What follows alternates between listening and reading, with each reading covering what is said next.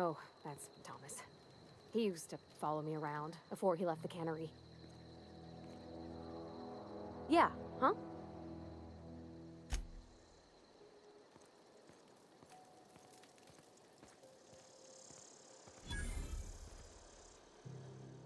Oh, didn't see you there. I was just occupying myself with a little engineering. Whoa, Miss Parvati. Hey, you're, how are you? Hi, hello.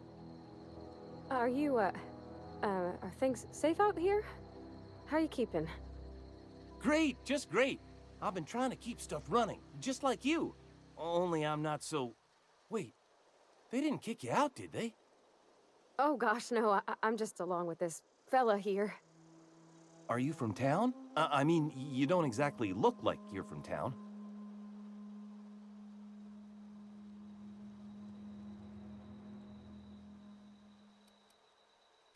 Never heard it phrased in such a way before. I guess we're all trying to get our ships off the ground, ain't we?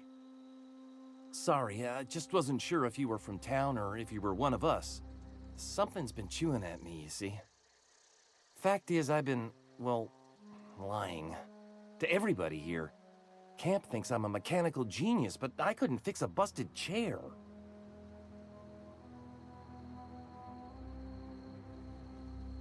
I'll take all the help I can get.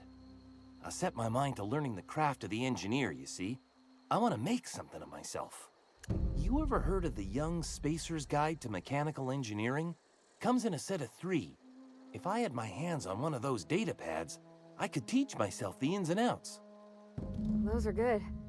My dad kept a copy with him when he was working in the cannery. I know the old community center kept a copy. Should find another one back in town. If you could find me even one of those pads, I'd be greatly obliged.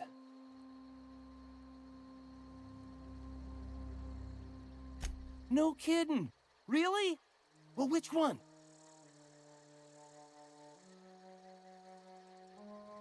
Look at that! Building a computing machine out of Spectrum potatoes, a primer. I'm just glad it survived all these years. I appreciate you going through all that trouble. In fact, I put aside something special, on the off chance that somebody'd search out those data pads for me. Sure, I'd be glad to take them off your hands. What's on your mind? Couple months. This camp's my home. People you see milling about, they're my family. At least I think of them that way. I owe them my life. Would have died in the wilderness if they hadn't chanced upon me, starving and delirious. We all left the cannery for one reason or another. Me? I was let go, mostly on account of my incompetence. I mean, I was incompetent. I couldn't even survive on my own. Grace found me, Adelaide took me in, I've been on my feet ever since. You weren't incompetent. You just didn't fit the cannery. Not like here. This place had a U-shaped hole, and now it doesn't. You could stay, you know. Here. I'd be happy to... we could really use... oh, this isn't coming out right. If you want, Adelaide would make a place for you.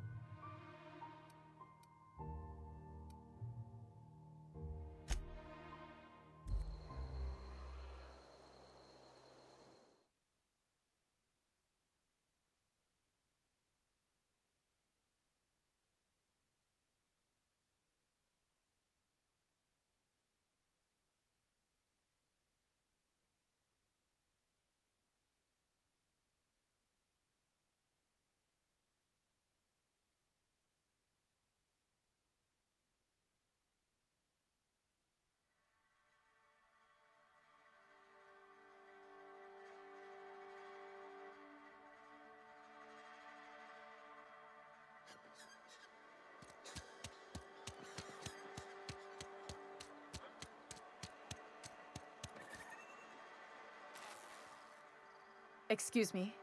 I'm Esther Blaine, Spacer's Choice Actuary. I overheard your talk with Abernathy.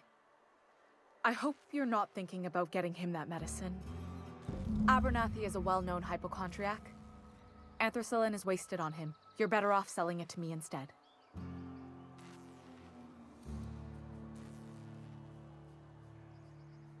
All I'm saying is Abernathy's worked in this town longer than some of us been alive. How do I put this gently? He's got a lot of cobwebs up in his attic.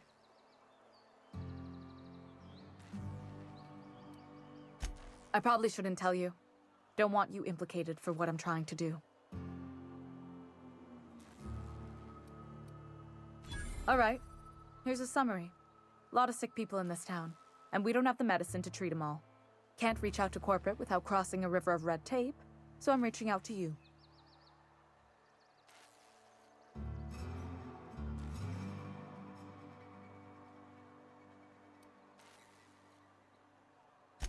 I'm paid better than Abernathy. Whatever he's giving you, I will do you one better. Thanks.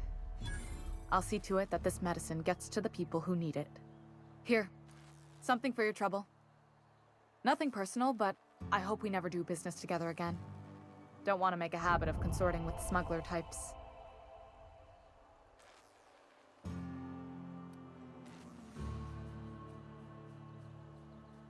You do have some cheek on you. Lucky for you, I kept a little contingency fee in case you tried to negotiate with me.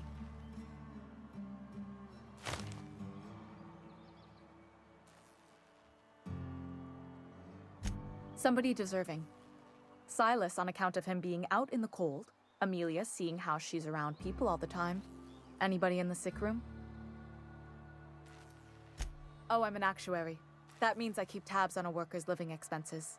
How much it costs to feed, clothe, shelter, bury, and replace your average human worker. Technically, I'm employed by the Spacer's Choice Department of Human Resources.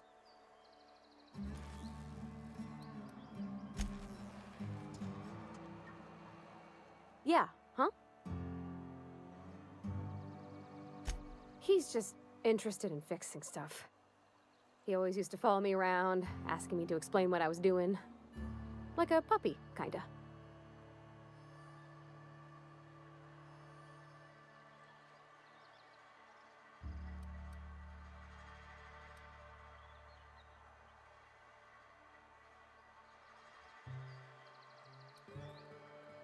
I'm just glad he's alive.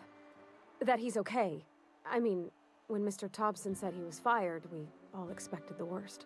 If he wants to learn about engineering, we should help him get those data pads he wants. I'd like to do that for him.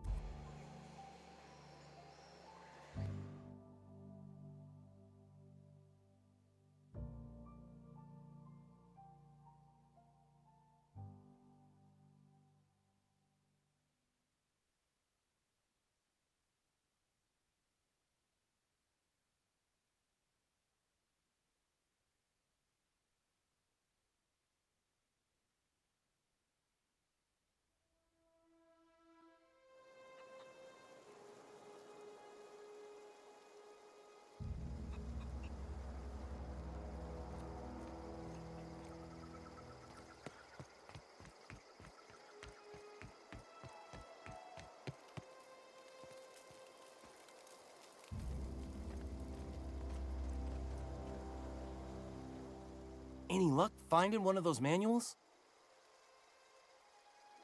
No kidding! Really? Well, which one? Ain't that just ironical? If I'd worked a little longer back at the cannery, I might have found this myself.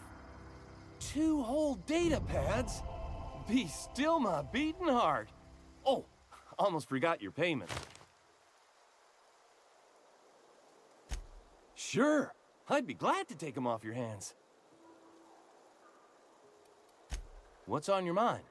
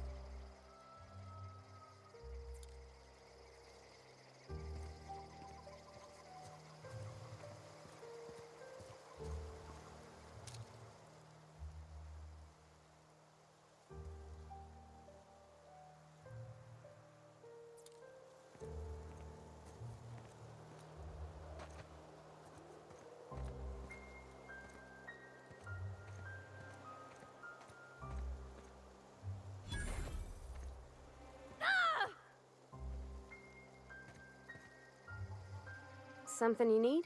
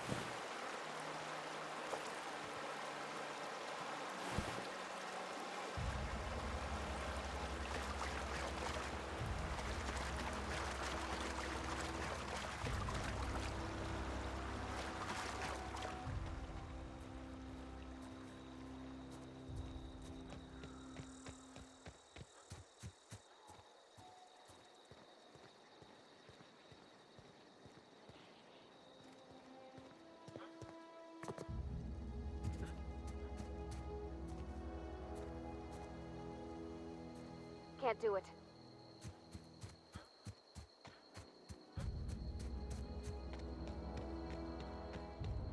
Sure, on my way.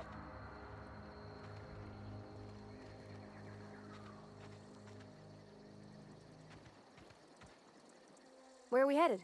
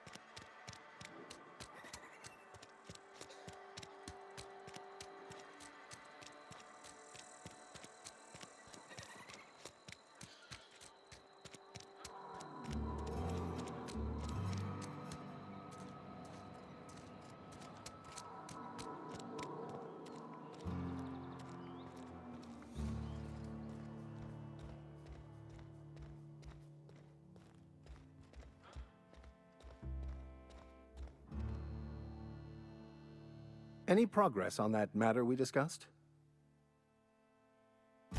Wonderful. This is fantastic. Well worth all the sacrifices I... Wait.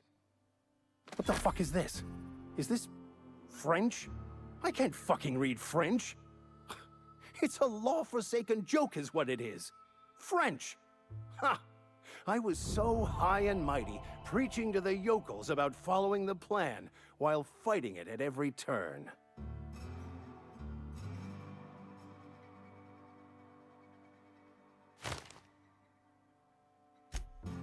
Well, yes. But I assure you, it was not for personal gain, only for the greater good. I've spent my life searching for the keys to unlocking the secrets of the universal equation that underlies the plan. I had hoped this book held some of those answers. I became so desperate, I even got myself assigned to this plague-ridden backwater to find the damn thing. All the time and suffering I've spent. Wasted.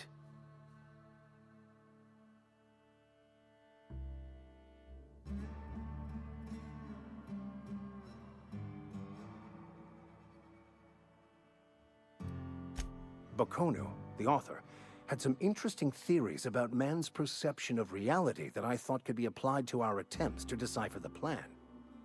Unfortunately, he was also one of the founders of the Philosophist school of thought, so the book is banned in this colony.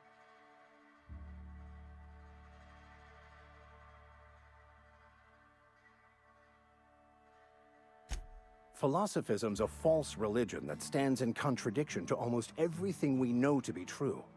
They believe all is chaos, in stark contrast to OSI's belief in the plan. But most of the philosophist perversion of Bakonu's thoughts came more than a century after his death. The story of my life. Most lay people are not aware of this, but we've not discovered any new insights into the plan for a long, long time. I had an idea that we should welcome the truth, no matter where we found it. I had the worse idea to share my thoughts with a superior. And that's how I ended up assigned prison duty, where I was fool enough to let an inmate bend my ear with stories of an original Bakonu journal. But that's neither here nor there. What I need to do now is to find a translator, obviously. But to do that, I'll first need to secure transport. You have a ship. Perhaps I could make myself of use to your crew.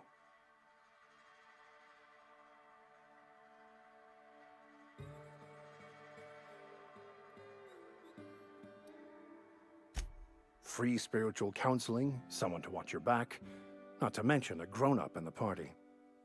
I'm 28. Exactly. I'm pretty handy with a tossball stick, or any blunt instrument, really. I'm also a passable gun hand if it comes to that. I can usually talk my way out of conflict, though. Oh, I'm fairly competent at hacking computers as well.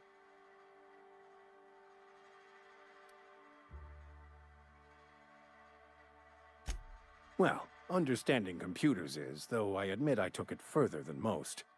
And I was quite the 32nd back during my penitentiary term. Left many an opponent bleeding in the prison yard.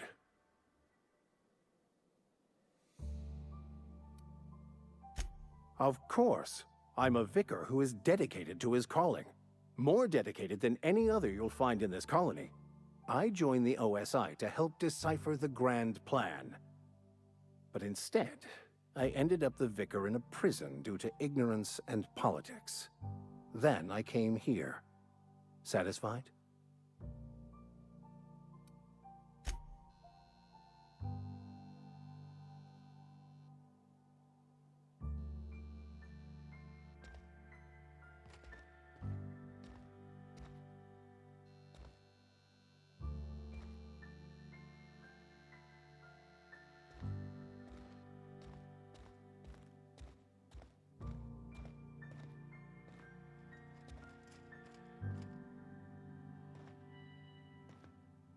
Where are we headed?